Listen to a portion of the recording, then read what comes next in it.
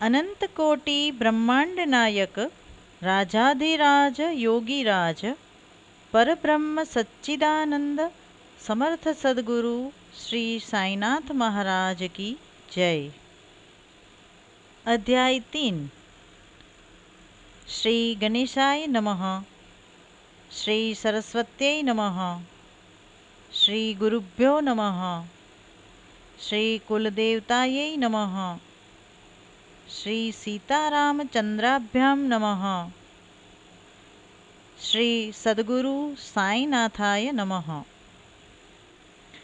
इस अध्याय में श्री साईं बाबा की स्वीकृति, आज्ञा और प्रतिज्ञा, भक्तों को कार्य समर्पण, बाबा की लीलाएं, ज्योतिस्तंभ स्वरूप, मातृप्रेम, रोहिला की कथा और उनके मधुर अमृतोपदेश के बारे में बताया गया है। श्री साईं बाबा की स्वीकृति और वचन देना। जैसा कि गत अध्याय में वर्णन किया जा चुका है, बाबा ने सच्चरित्र लिखने की अनुमति देते हुए कहा कि सच्चरित्र लेखन के लिए मेरी पूर्ण अनुमति है। तुम अपना मन स्थिर कर मेरे वचनों में श्रद्धा रखो और निर्भय होकर कर्तव्य पालन करते रहो। यदि मेरी लीलाएं लिखी गई तो अविद्या का नाश होगा तथा ध्यान व भक्ति पूर्वक श्रवण करने से दैहिक बुद्धि नष्ट होकर भक्ति और प्रेम की तीव्र लहर प्रवाहित होगी और जो इन लीलाओं की अधिक गहराई तक खोज करेगा उसे ज्ञान रूपी अमूल्य रत्न की प्राप्ति हो जाएगी। इन वचनों को सुनकर हेमाड़ पंत को अति हर्ष हुआ और वे निर्भय हो गए। उन्हें दृढ़ विश्वास हो गया कि अब कार्य अवश्य ही सफल होगा। बाबा ने श्यामा की ओर दृष्टिपात कर कहा, जो प्रेम पूर्वक मेरा नाम स्मरण करेगा मैं उनकी समस्त इच्छाएं पूर्ण कर दूंगा। उसकी भक्ति में उत्तरोत्तर वृद्धि होगी। जो मेरे चरित्र और कृत्यों का श्रद्धापूर्वक गायन करेगा उसकी मैं हर प्रकार से सदैव सहायता करूंगा। जो भक्तगण हृदय और प्राणों से मुझे चाहते हैं उन्हें मेरी कथाएं श्रवण कर स्वभावतः प्रसन्नता होगी। विश्वास रखो कि जो कोई मेरी लीलाओं का कीर्तन करेगा उसे परमानंद और चिर संतोष की उपलब्धि हो जाएगी। यह मेरा वैशिष्ट्य है कि जो कोई अनन्य भाव से मेरी शरण आता है, जो श्रद्धापूर्वक मेरा पूजन, निरंतर स्मरण और मेरा ही ध्यान किया करता है, उसको मैं मुक्ति प्रदान कर देता हूँ।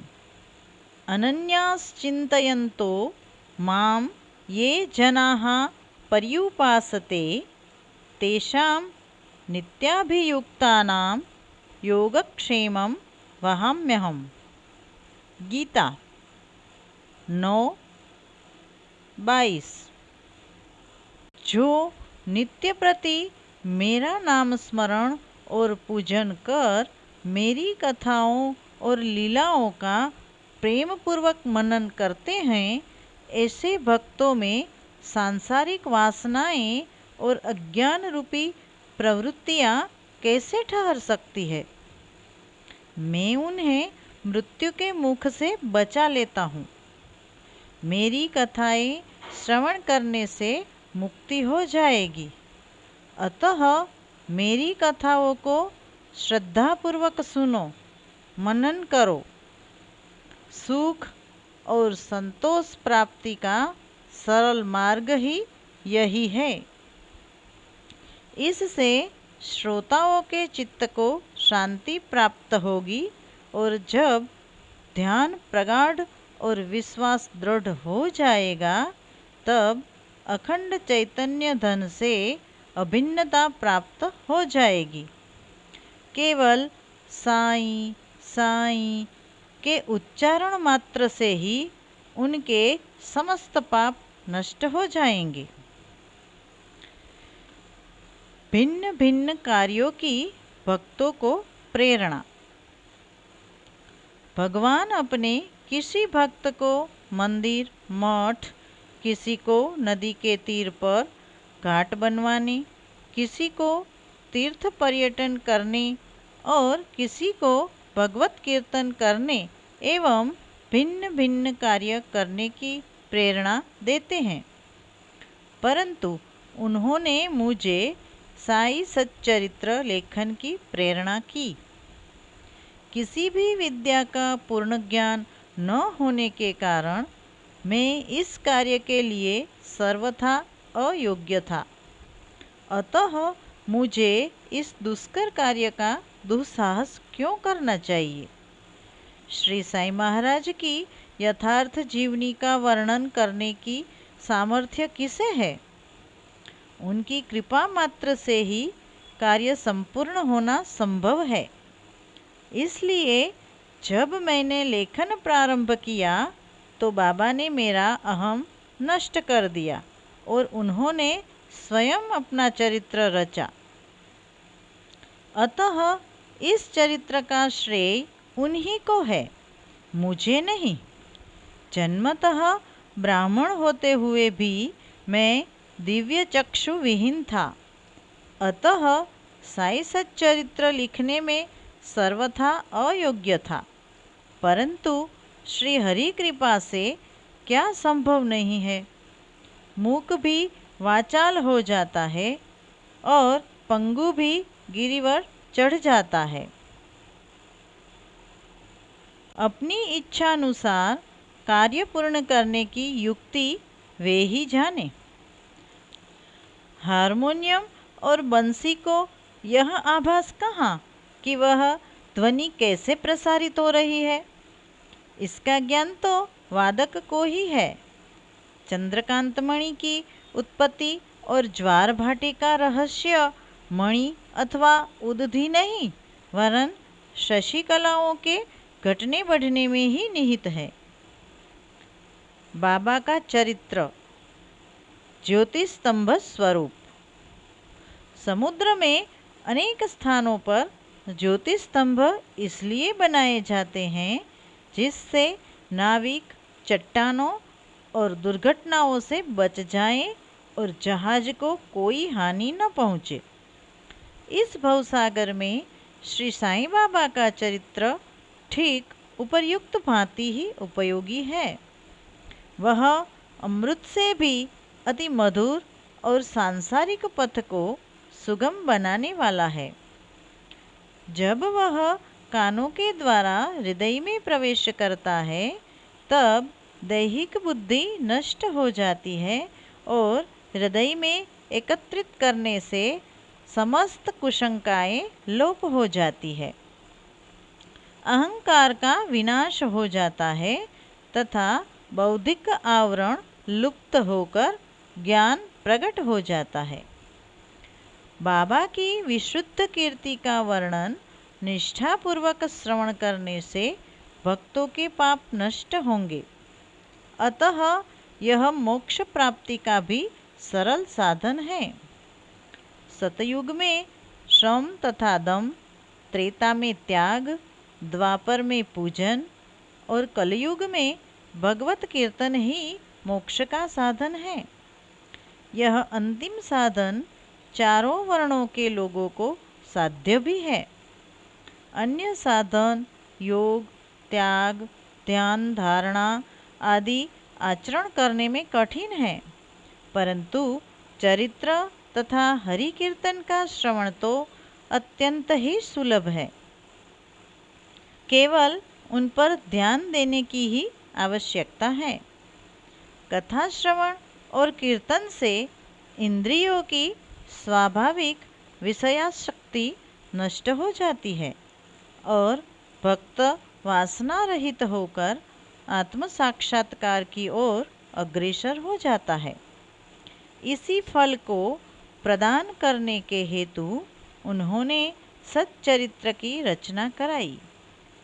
भक्तगण अब सरलता पूर्वक चरित्र का अवलोकन करें और साथ ही उनके मनोहर स्वरूप का ध्यान कर गुरु और भगवत भक्ति के अधिकारी बने तथा निष्काम होकर आत्म साक्षात्कार को प्राप्त हो।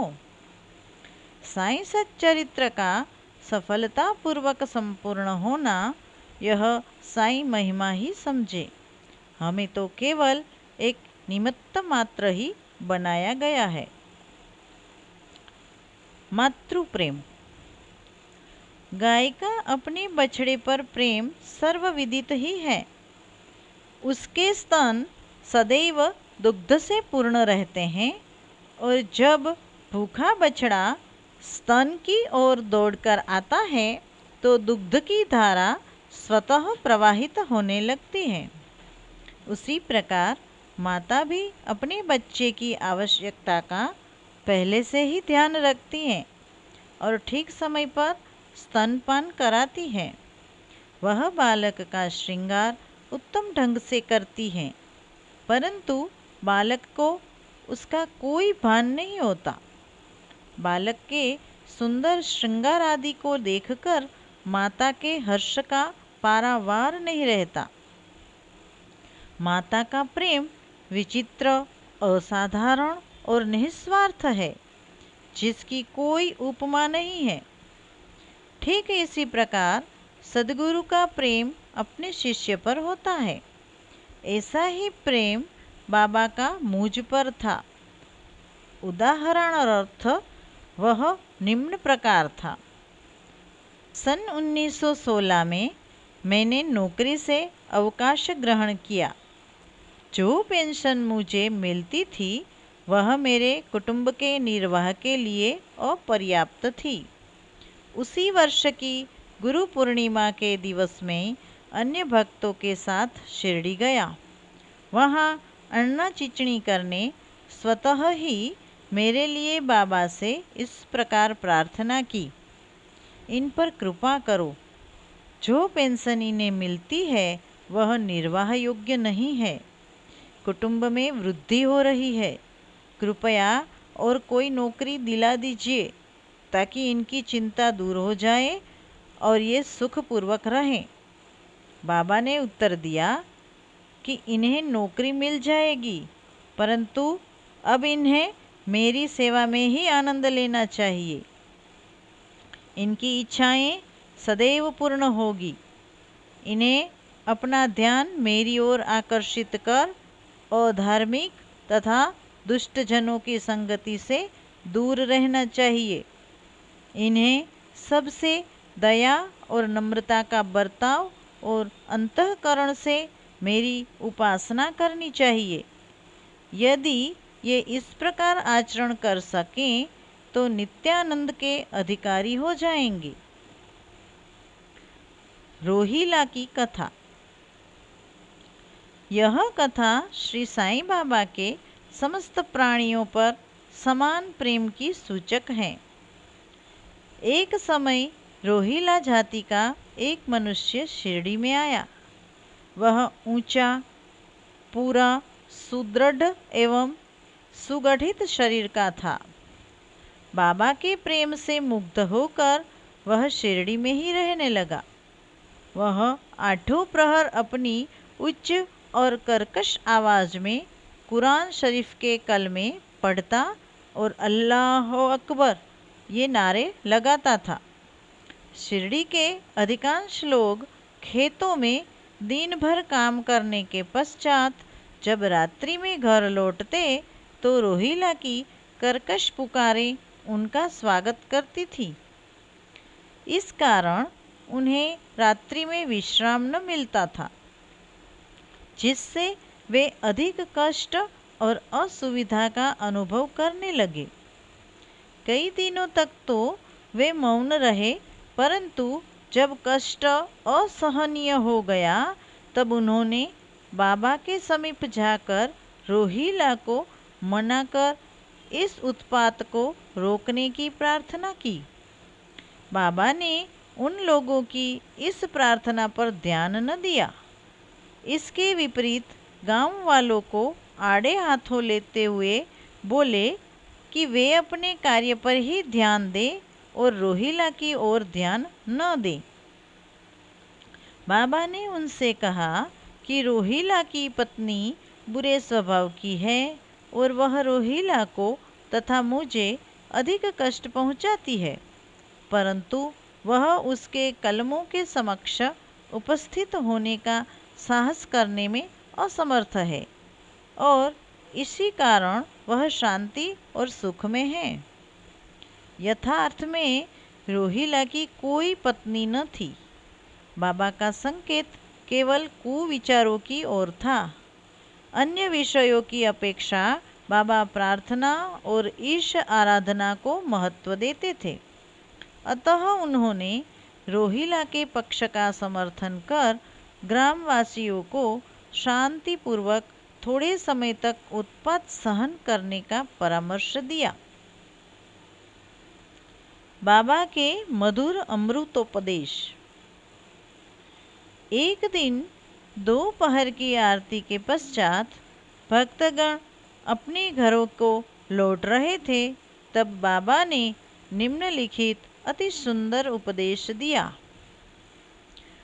तुम चाहे कहाँ भी रहो, जो इच्छा हो सो करो, परंतु यह सदैव स्मरण रखो कि जो कुछ तुम करते हो वह सब मुझे ज्ञात है। मैं ही समस्त प्राणियों का प्रभु और घट घट में व्याप्त हूँ। मेरे ही उदर में समस्त जड़ व चेतन प्राणी समाये हुए हैं। मैं ही समस्त ब्रह्मांड का नियंत्रण करता व संचालक हूँ। मैं ही उत्पत्ति, स्थिति व संहार करता हूँ। मेरी भक्ति करने वालों को कोई हानि नहीं पहुंचा सकता। मेरे ध्यान की उपेक्षा करने वाला माया के पाश में फंस जाता है। समस्त जंतु, चींटियाँ तथा दृश्यमान, परिवर्तमान और स्थायी विश्व मेरे ही स्वरूप हैं। इस सुंदर तथा अमूल्य उपदेश को श्रवण कर मैंने तुरंत यह दृढ़ निश्चय कर लिया कि अब भविष्य में अपने गुरु के अतिरिक्त अन्य किसी मानव की सेवा न करूँगा। तुझे नौकरी मिल जाएगी। बाबा के इन वचनों का विचार मेरे मस्तिष्क में बार बार चक्कर काटने लगा। मुझे विचार आने लगा, क्या सचमुच ऐसा घटित होगा? भविष्य की घटनाओं से स्पष्ट है कि बाबा के वचन सत्य निकले और मुझे अल्पकाल के लिए नौकरी मिल गई। इसके पश्चात मैं स्वतंत्र होकर एक चित्त से जीवन पर्यंत बाबा की ही सेवा करता रहा। इस अध्याय को समाप्त करने से पूर्व मेरी पाठकों से विनम्र प्रार्थना है कि वे समस्त बाधाएं जैसे आलस्य, निद्रा, मन की चंचलता एवं इंद्रिय आसक्ति दूर कर और एकचित्त हो अपना ध्यान बाबा की लीलाओं की ओर दे और स्वाभाविक प्रेम निर्माण कर भक्ति रहस्य को जाने तथा अन्य साधनाओं में व्यर्थ श्रमित न हो। उन्हें केवल एक सुगम उपाय का पालन करना चाहिए और वह है श्री साईं लीलाओं का श्रवण। इससे उनका अज्ञान नष्ट होकर मोक्ष का द्वार खुल जाएगा। जिस प्रकार अनेक स्थानों में भ्रमण करते हुए भी लोभी पुरुष अपने गड़े हुए धन के लिए सतत चिंतित रहता है, उसी प्रकार श्री साईं को अपने हृदय में धारण करो। अगले अध्याय में श्री साईं बाबा के शिरडी आगमन का वर्णन होगा। श्री सद्गुरु साईनाथार्पणमस्तु। शुभम भवतु।